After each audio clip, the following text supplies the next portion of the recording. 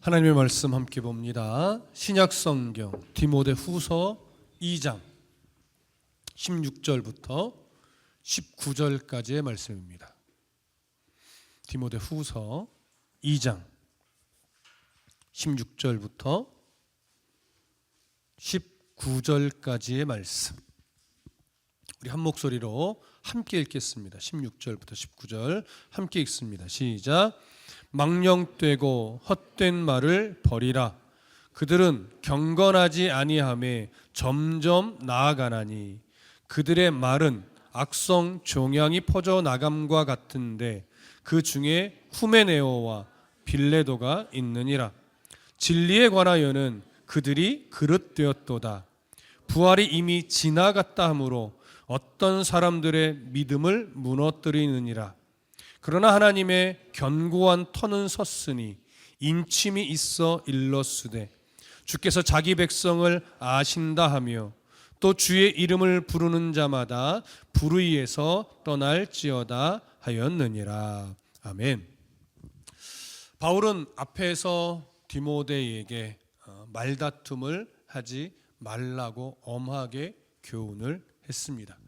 말다툼이라고 하는 것은 결국 복음이 상실되어 있는 이들과 헛된 논쟁에 빠지지 말라는 것이었습니다. 왜냐하면 복음이 상실된 이들과의 논쟁은 결국 진리를 찾아가는 방향성으로 흘러가지 않고 공허한 말다툼으로만 진행이 되기 때문에 그렇습니다. 그래서 그런 말다툼은 결국은 유익이 없고 도리어 그 말들을 듣는 이들 중에 멸망의 길로 빠지게 만드는 좋지 않은 결과를 낳기도 하기 때문에 그렇습니다. 물론 진리를 바르게 알고자 하는 논쟁과 의심은 필요합니다. 이런 의심은 무의미한 의심이 아니라 바른 의심이고 신중한 의심이지요. 사도행전에 기록되어 있는 것처럼 베레아 교회 성도들이 말씀을 듣고 정말 그러한가 상고하며 고민하며 스스로의 신앙을 말씀과 맞춰갔듯이 정말 그러한가, 그것이 옳은가, 말씀을 근거로 해서 신중하게 의심해보고 고민해보고 하나님의 뜻을 찾아가는 것은 오히려 그 과정을 통해서 신앙이 더 선명해지고 명확해집니다. 그렇기 때문에 진리를 바르게 알고자 하는 의심과 논쟁은 정말 필요한 것이지만 그 헛된 진리를 찾아가고자 함이 아닌 말다툼은 결국 공허함밖에 남지가 않습니다. 그래서 교회 안에서는 무조건 옳다 그러는 것이 아니라 바른 의심을 하고 바르게 토론을 하면 신앙에 유익하며 교회의 덕이 되기도 합니다. 바로 이러한 토론들이 더 선명하게 나누어지게 하기 위해서 목회자는 또 설교자는 말씀의 사역자들은 더욱더 말씀을 바르게 알기 위한 치열한 노력을 먼저 해야 돼요. 그래서 목회자가 말씀의 사역자가 하나님의 말씀을 더 분명하고 바르게 알기 위한 노력을 해야 그것이 기초가 돼서 성도들과 청년들과 학생들과 말씀을 바르게 알기 위한 치열한 논쟁을 해줄 수 있단 말이에요. 그래서 그러한 논쟁은 결코 엉뚱한 길로 가지 않습니다.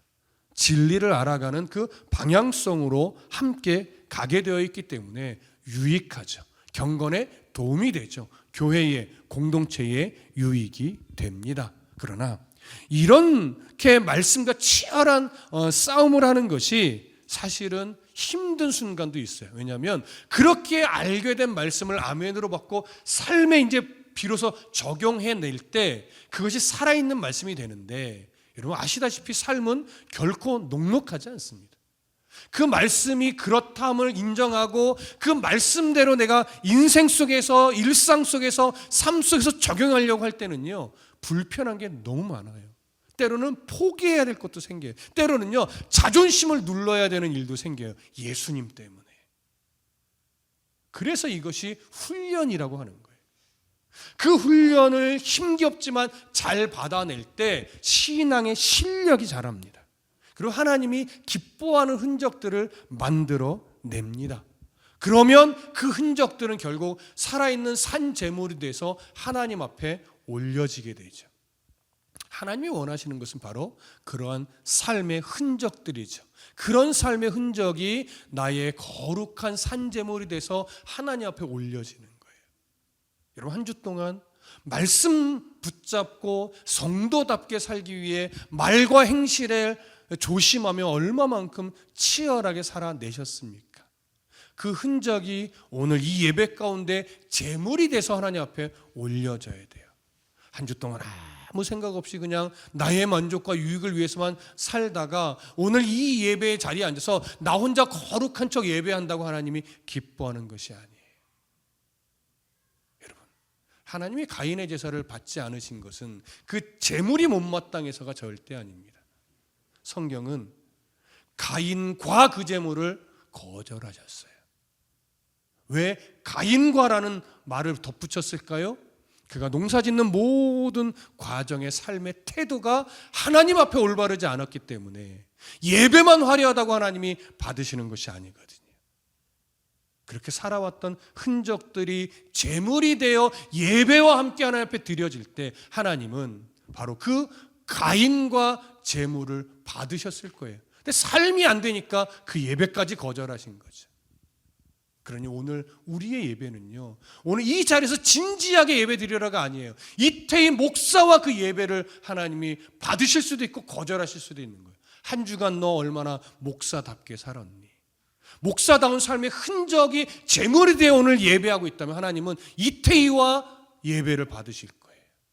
여러분, 한 주 동안 비록 넘어진 흔적이 많았을지라도 한 주 동안 어떻게 살아왔는가 그 흔적과 함께 오늘 예배할 때 하나님이 바로 여러분 자신과 예배를 받으시는 겁니다.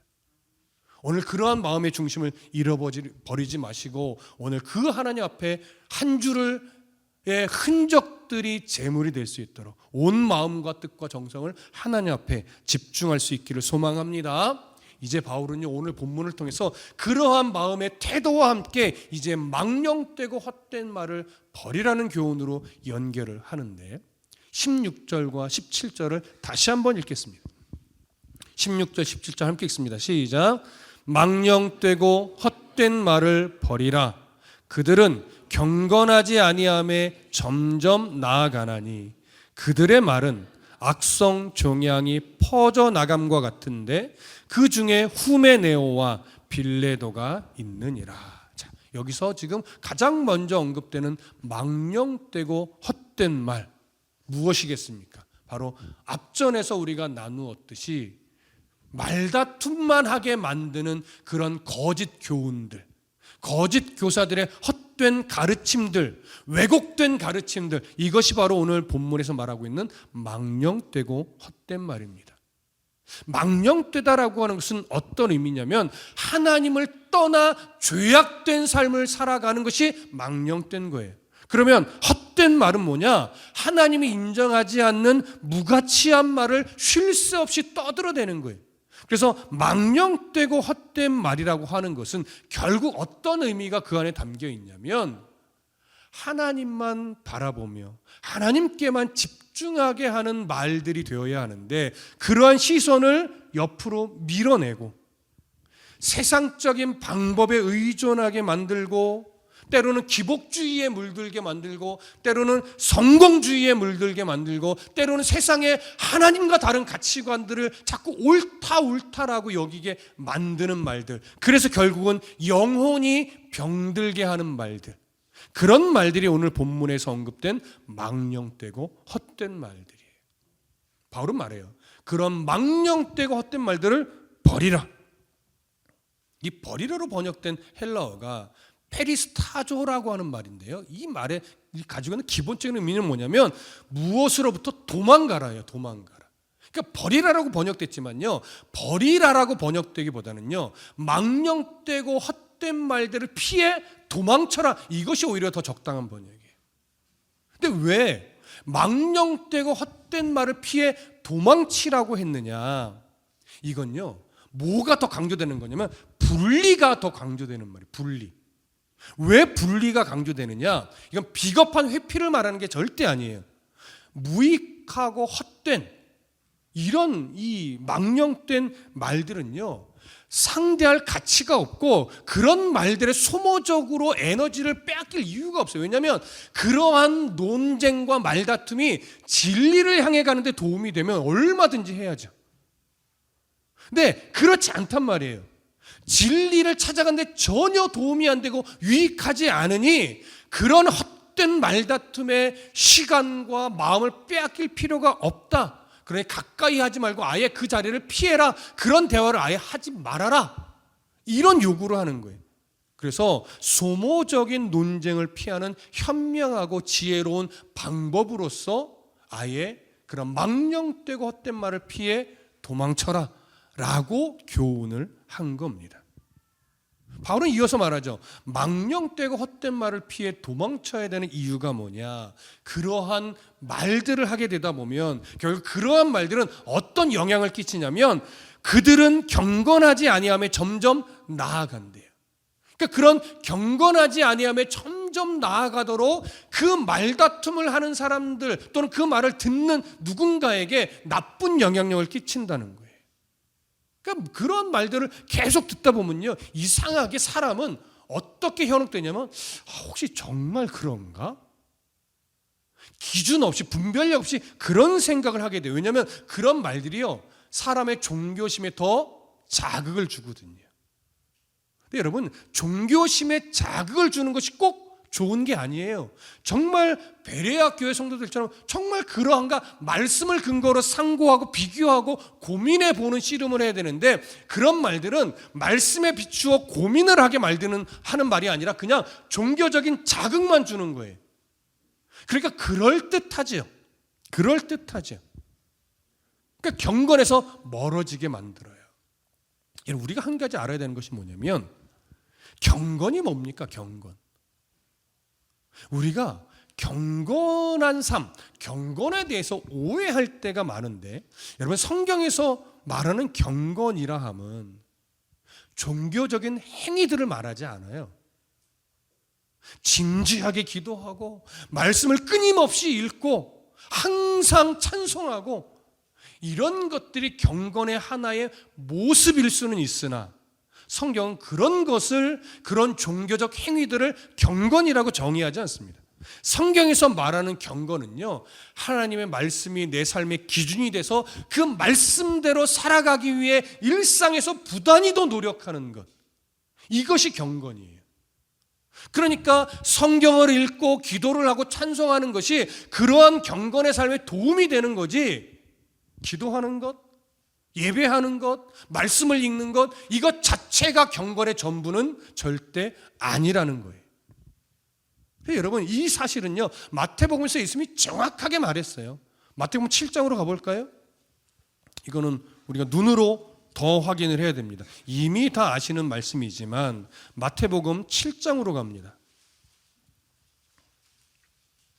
마태복음 7장 21절부터 23절까지 찾으셨으면 함께 읽습니다. 마태복음 7장 21절부터 23절. 자, 찾으셨으면 함께 읽습니다. 시작. 나더러 주여 주여 하는 자마다 다 천국에 들어갈 것이 아니요 다만 하늘에 계신 내 아버지의 뜻대로 행하는 자라야 들어가리라. 그날에 많은 사람이 나더러 이르되 주여 주여 우리가 주의 이름으로 선지자 노릇하며 주의 이름으로 귀신을 쫓아내며 주의 이름으로 많은 권능을 행하지 아니하였나이까 하리니 그때에 내가 그들에게 밝히 말하되 내가 너희를 도무지 알지 못하니 불법을 행하는 자들아 내게서 떠나가라 하리라. 여러분, 여기서도 말하잖아요. 내가 주의 이름으로 이런 일도 했고요, 저런 일도 했고요, 이런 열매도 맺었어요 라고 말한다고 해서 하나님이 경건한 삶을 살았다고 인정하지 않는다는 거예요. 하나님이 인정하는 경건한 삶, 성도다운 삶은 뭐냐? 바로 하나님의 아버지의 뜻대로 행하는 것. 그래서 24절에 이어서 이렇게 말하는 거예요. 그러므로 누구든지 나의 이 말을 듣고 행하는 자는 그 집을 반석 위에 지은 지혜로운 사람 같으니라. 기도 많이 하는 것을 언급하지 않아요. 말씀 많이 읽은 것, 성경 공부 많이 하는 것, 그걸 언급하지 않아요. 아버지의 뜻대로 살아가기 위해 부단히도 노력하고 있는 그 사람. 이 사람이 반석 위에 집을 지은 자처럼 지혜로운 자, 다시 말하면 경건한 자라는 거예요. 그러니 오늘 우리가 찬송하고 기도하고 말씀을 전하며 듣는 것은 결국 무엇을 하기 위함이냐? 일상에서 경건한 성도의 삶을 살아가기 위한 출발점이 되는 거예요. 오늘 나 예배했다. 나 오늘 거룩했어. 이거 절대 아니에요. 내가 오늘 예배했으니, 찬송하고 기도하고 말씀을 들었으니 내가 이번 한 주 동안 이 말씀의 힘을 얻어서 경건한 성도의 삶을 살아감으로 하나님께 인정받아야지. 이런 결단이 일어나야만 하는 겁니다. 여러분, 종교적 행위로 가득했다고 해서 절대 경건한 것이 아니라 그런 종교적 행위들이 비로소 나의 소소한 일상의 영역에서 그리스도인답게 살게 만드는 그러한 힘이 되어야 돼요. 그럴 때 비로소 나의 삶이 경건한 성도의 삶이 된다는 거예요. 그런데 오늘 본문에서는요, 바울이 무엇을 지금 경계하고 있냐면 그 망령되고 헛된 말을 피하지 않으면 그런 것들로 인해서 내가 경건하지 아니함에 빠져갈 수 있다라고 하는 거예요. 그래서 우리는 무엇을 내가 듣고 있는가, 무엇을 보고 있는가가 참으로 중요해요. 그러니까 분별력 있게 볼 수 있어야 되고 분별력 있게 들을 수 있어야 돼요. 자극적인 것에 너무 치우치지 마시고 정말로 하나님의 뜻에 부합한 메시지인가, 하나님의 마음에 합한 영상물인가, 이런 것들을 잘 분별하며 보고 들을 수 있어야 돼요. 바울이 이제 계속해서 이렇게 교훈하는 이유를 계속 끊임없이 밝히는데요. 이어서 무엇이라 말하느냐? 17절 보세요. 그들의 말은, 망령되고 헛된 말들은 결국 악성 종양이 퍼져나감과 같은데 그 중에 후메네오와 빌레도가 있느니라, 이렇게 말해요. 그런 망령되고 헛된 말은요, 결국 악성 종양과 같아서, 악성 종양 같은 게 뭐예요? 이건 비유적인 거죠. 살을 갉아먹는 악성 종기는 초반에 제거하지 않으면 온몸으로 급속히 퍼지는 특징이 있는 것처럼 이 망령되고 헛된 말들을 초반에 끊어내지 못하면 결국 내 마음을 급속히 장악해버릴 위험이 많다는 거예요. 그리고 한 사람이 그런 말에 현혹되고 휘둘리기 시작하면 그 한 사람이 바로 공동체 전체에 나쁜 영향력을 끼칠 위험성이 많다는 거예요.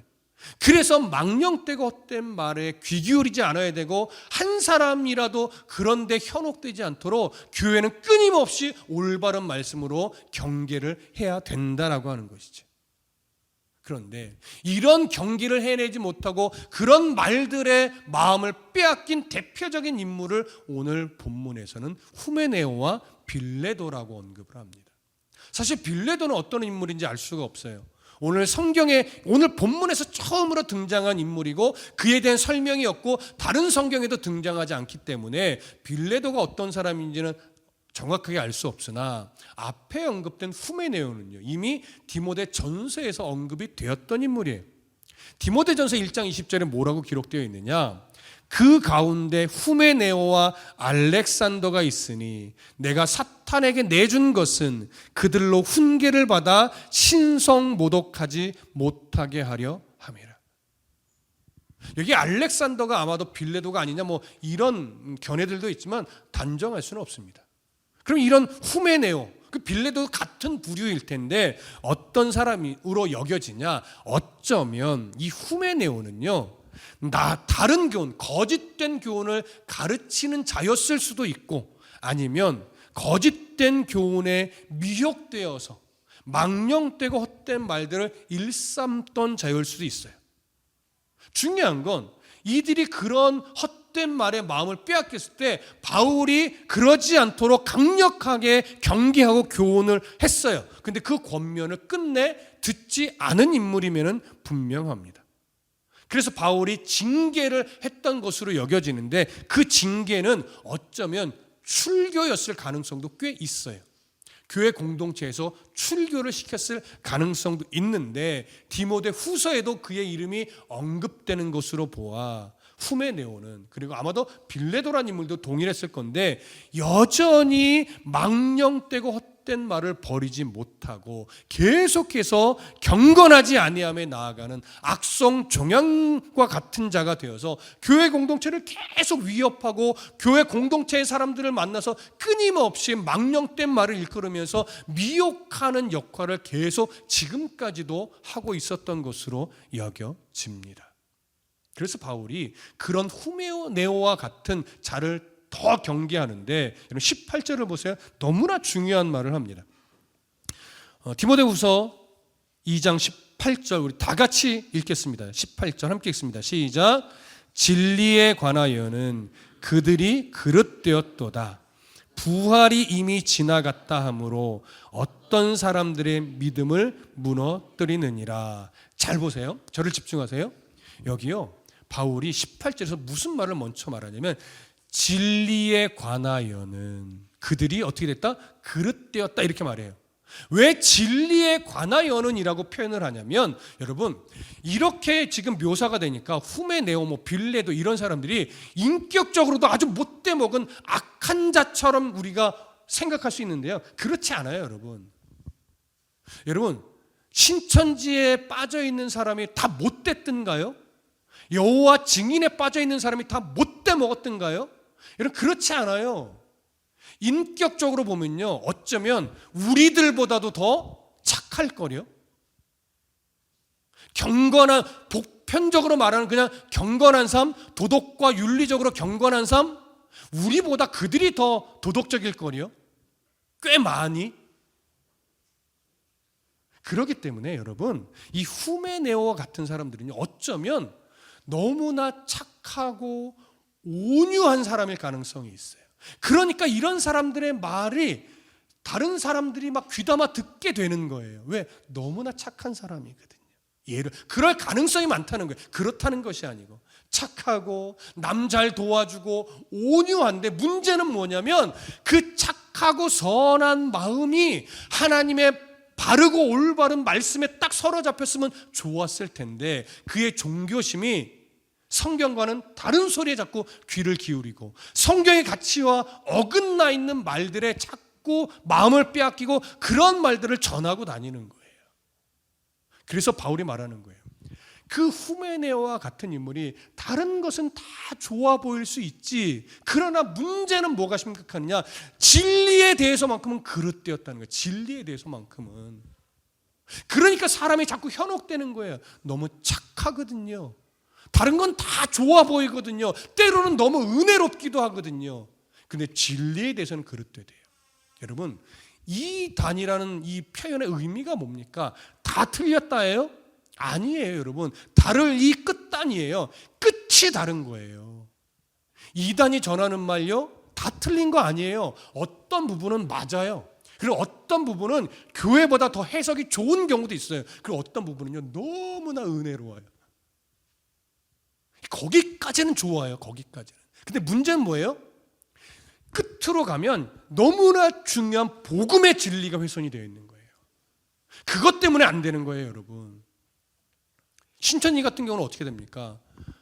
거기는 물론 성경 해석부터 틀려요. 거기 비유풀이로 가니까 그것도 틀리긴 했지만 사람들의 귀를 현혹하기에는 정말 그럴듯하단 말이에요. 근데 마지막에 가면, 세뇌당할 만큼 세뇌당하면 마지막에 주장이 뭐예요? 이만희가 보혜사라는 거예요. 그러니까 세뇌당하면 그게 삼위일체를 부정하는, 정말 완전히 복음에서 멀어진 주장임에도 불구하고 이미 세뇌가 되니까 그게 틀렸다라고 보지를 못하게 되죠. 그게 망령되고 헛된 말의 위험성이에요. 망령되고 헛된 말이에요. 처음부터 틀린 말을 하는 게 아니에요. 그래서 경계하는 거예요, 여러분. 여러분, 처음부터 이상한 소리 하면 우리 다 분별이 돼요. 그런데 다른 거 다 그렇다고 너무나 좋고 은혜도 되는데 들어가서 보니까 마지막에 그릇된 소리를 하는 거예요. 그릇된 소리. 거기서 분별이 안 되는 사람이 생긴다고요. 이게 위험한 거예요. 그래서 바울이 강조하는 게 뭐냐면 진리에 관하여는 그들이 그릇되었도다 하면서 너무나 중요한 그 다른 교훈 하나를 대표적으로 예를 드는데 그 예가 뭐냐면 부활이 이미 지나갔다. 여러분 잘 보세요. 부활이 없다가 아니에요. 부활이 인정하는 듯 보이지만 그들의 주장은 뭐냐면 부활이 이미 지나갔다는 거예요. 부활이 이미 지나갔다는 게 무슨 의미냐? 부활이 이미 지나갔다는 것은 이런 주장이에요. 예수를 믿으면 우리가 중생의 체험을 하잖아요. 물론 때로는 모태신앙 같은 경우는 내가 중생을 했는지 그 경험을 했는지 모르고 이렇게 살며시 지나가 버리기도 하지만 이 당시에는 처음으로 예수를 믿는 사람들이 많기 때문에 그리고 복음의 초창기 시대이기 때문에요. 중생의 경험을 뜨겁게 하는 이들이 꽤 많았어요. 그러니까 이 중생의 경험을 뜨겁게 하다 보니까 어떤 주장이 하나 살며시 딱 치고 들어오냐면 바로 너희들이 예수를 처음 믿을 때 그 뜨거운 중생의 경험을 하지 바로 그렇게 거듭났을 때 중생했을 때 너희의 영이 이미 죽었던 영이 이미 부활하여 구원을 완성시킨 거야. 이렇게 말하는 거예요. 이 영이 이미 선한 영이 부활하여 거룩한 구원을 완성했으니 굳이 육체가 부활할 이유가 없다. 거룩한 영이 이미 부활하여 구원을 완성했으니 육체의 고통을 굳이 예수 믿는다고 당할 필요가 없다. 굳이 고난을 이기며 거룩한 삶을 살 이유가 없다. 왜냐? 너희들은 이미 구원이 완성됐기 때문에. 여러분 이런 주장이요 굉장히 달콤해요. 왜냐하면 영이 완전한 구원에 이르렀으니 이 육체의 삶은 어떻게 살면 돼요? 손해볼 필요 없어요. 내가 살고 싶은 대로 살면 돼요. 그렇게 살아도 이미 영은 구원받았으니 내가 죽으면 완전한 구원에 그냥 들어가는 거야. 그러니까 뭐 거짓말을 해도 상관없는 거예요. 왜? 육체는 어차피 악하니까. 이런 주장이에요. 여러분 이런 주장이 어떤 사상에 의해서 나오는 거죠? 기억하시나요? 영지주의적 사상에 의해서 나오는 거예요. 영지주의는 뭡니까? 이원론적 사상이죠. 영은 선하고 육은 악한데 선한 영이 악한 육에 갇혀 있으니까 빨리 그 거룩한 영을 악한 육에서 해방시켜야 된다. 그래서 나온 영지주의적 두 줄기가 하나는 철저한 금욕주의로 가는 거예요. 육체의 욕망을 억눌러서 선한 영을 해방시켜야 된다. 이렇게 철저한 금욕주의로 가거나 이런 것들이 이제 수도원주의가 그런 영향으로 나타난 거예요. 또 하나는 뭐예요? 육체를 쾌락에 던져버려서 빨리 육체를 죽여버려야 된다. 그 선한 영을 육체에 갇힌 선한 영을 해방시켜야 된다. 이런 쪽으로 하나 나오는 거죠. 그래서 영지주의는요 쾌락주의라는 방향으로 나타나든가 아니면 철저한 금욕주의로 나타나든가. 근데 둘 다 틀린 거예요. 이것이 영지주의란 말이죠. 근데 그들은 영만을 중요시 여기기 때문에 선한 영이 부활했으니 육체는 어떻게 살든 상관없다. 이런 주장이 당시에 교회에 대한 핍박과 순교를 각오해야 되는 신앙에는요 너무나 그럴듯하게 다가오는 거예요. 왜? 삶이 너무 힘들었거든요. 그런데 영이 부활했으니 육체는 마음대로 살아도 된다고 하니 이거 너무나 좋은 거죠. 그러나 우리의 귀에는 좋지만 성경의 가치관과는 다르죠. 그런 주장들을 하게 되면요 결국 어떤 결론으로 도달하게 되냐면 예수 그리스도께서 재림하실 필요가 없게 돼요. 마지막 때에 영과 육이 부활하여 그 하나님의 나라를 들어가는 그 부활의 소망이 의미 없게 돼요. 그래서 그들의 주장은 복음의 주장과 완전히 다른 방향으로 흘러가게 만드는 주장이기 때문에 우리가 따라갈 수 없는 것이고 그런 주장은 점차 하나님의 뜻에서부터 멀어지게 만드는 주장이 되어버리는 거죠. 그래서 바울이 말하는 거예요. 망령되고 헛된 말들로 인해서 어떤 사람들의 믿음을 무너뜨리느니라. 어떤 사람은 그런 주장이 솔깃하게 들리는 거예요. 그래서 그런 주장에 자꾸 빠지는 이들이 생겨날 수 있는 거죠. 그러니까 교회 안에서 그런 말들이 함부로 나누어지도록 놔둘 수가 있나요? 놔둘 수 없는 거예요. 그래서 그런 말들은 철저하게 목회자가 분별하고 끌어내야 돼요. 성도도 분별하고 그런 말은 성경과 달라 해서 끌어낼 수 있는 분별력이 필요하다는 거예요. 그래서 버리라라고 하는 것은요, 아예 그런 논쟁을 하지 말라는 의미도 되고, 그런 말들을 하는 자들을 경계하여 교회 안에서 그런 말들을 하지 못하도록 철저하게 그들을 끊어내도록, 관계를 맺지 않도록 하라는 거예요. 그렇기 때문에 오늘 바울의 이 교훈은 너무나 중요한 거죠. 그래서 그런 주장들이 결과적으로는 예수 그리스도를 부정하게 만들고, 삼위일체가 부정되게 만들고, 부활의 소망이 사라지게 만들고, 예수 그리스도의 재림이 의미 없게 만드는 왜곡된 가르침으로 발전해 버리는 거죠. 별것 아닌 것 같지만 그 하나의 주장은 결국 그런 결과를 초래하게 만들기 때문에 초반에 그런 말들을 끊어내는 이 싸움은 절대적으로 필요한 겁니다. 자, 이제 바울이 그런 중요한 예를 들어준 다음에 이제 19절 보세요. 함께 읽습니다. 시작. 그러나 하나님의 견고한 터는 섰으니 인침이 있어 일렀으되 주께서 자기 백성을 아신다 하며 또 주의 이름을 부르는 자마다 불의에서 떠날지어다 하였느니라. 이 말은 어떻게 보면 위로의 말씀입니다. 그러한 주장들이 교회 안으로 들어와서 성도를 미혹하고 현혹하여 교회를 막 뒤흔들려고 하겠지만, 그래서 실제로 교회에 나쁜 영향을 끼치기도 했지만, 그래서 우리가 늘 경각심을 갖고 경계하고 조심하고 그런 망령되고 헛된 말들을 가까이 하지 않기 위해서 늘 부단히도 노력해야 한다. 그렇지만 이제 뭐냐면 불안해하지는 말라는 거예요. 그것 때문에 염려할 필요는 없다 이거예요. 끊임없이 경계하되 불안해하거나 그러다가 교회가 무너지면 어떡하지? 이러한 걱정은 할 필요가 없다는 거예요. 왜냐? 19절에서 이렇게 말하죠. 하나님의 견고한 터는 섰으니. 여러분, 하나님의 견고한 터가 섰다는 게 어떤 의미예요? 하나님이 말씀 안에서 교회는 사람이 세운 것이 아니고 철저하게 누가 세웠다? 하나님이 세웠기 때문이라는 거예요. 하나님이 세우신 교회를 사람이 무너뜨릴 수 있다 없다?